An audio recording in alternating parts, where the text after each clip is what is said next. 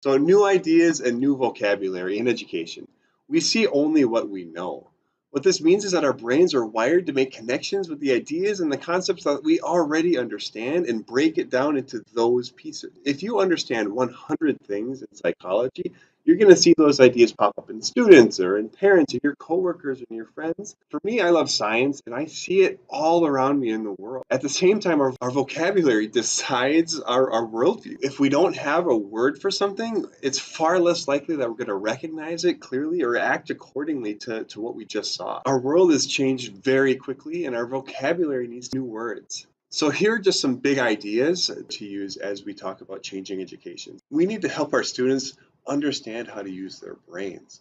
I've had so many students say, I studied for hours and I did this and I did this. When in reality, they didn't know how to study, they didn't know what was happening, and they were staring at a sheet of paper thinking that this is going to help me when it wasn't helping them at all. They just didn't realize it. I use this analogy. I say if I get stuck in a snowbank or stuck in the mud and I spin my tires for 3 hours, can I be mad that I didn't get anywhere? Can I say, I was driving for 3 hours. Why am I still here?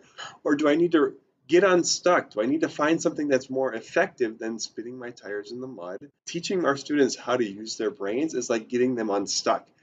When I finally learned on my sophomore year of college how my brain works, then I could study less than half as much and get even better grades. But no one taught me how my brain worked. I had to just sort of figure it out. That was the first idea, learning how our brains work. The second idea is something that I like to call effective actions. Now, effective actions are usually using computers and a higher level of understanding to implement for yourself. We like to tell stories of people who are hardworking and doing long hours, but those stories aren't motivating our students at all. They love a story about someone who created a fast way to make a bunch of money or to shortcut a problem. Effective actions reduce effort and they multiply results.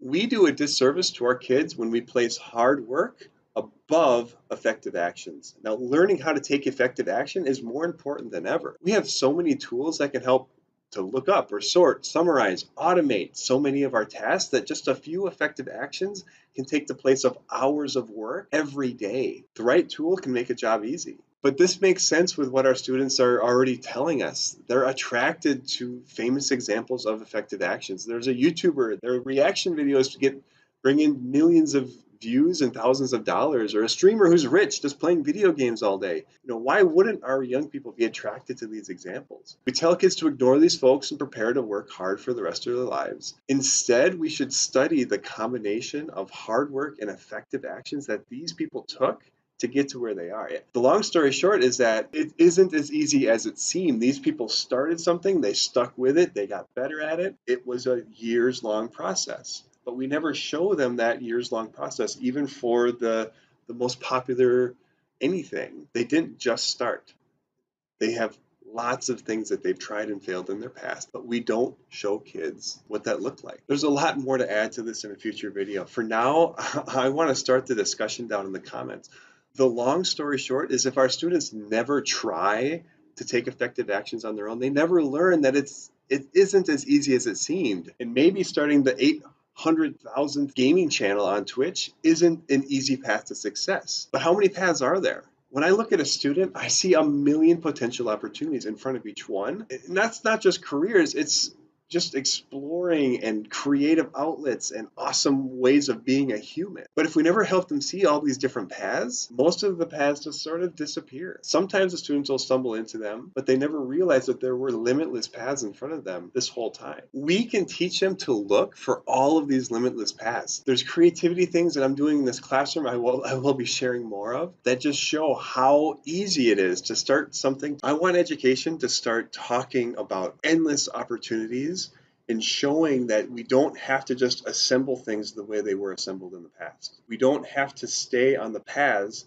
that most people have gone on before us. There's no wrong way to be a fun, unique human. There's more ways than ever to make money in the world, and you don't have to be limited. The only limits we have are the ones that we place on ourselves. Maybe I'm the only one who sees it, but that's how anything starts. Someone has to see it, explain it, and now more people can see it and explain it. Thanks for watching my videos to the end. I'm filming this in my classroom. It's dark. I need to get home to my family. Thanks for being here. I really appreciate it. Bye. I'm really looking forward to the next video because there's so much we could be doing in a 21st century classroom. And then the last video is going to be the 22nd century classroom.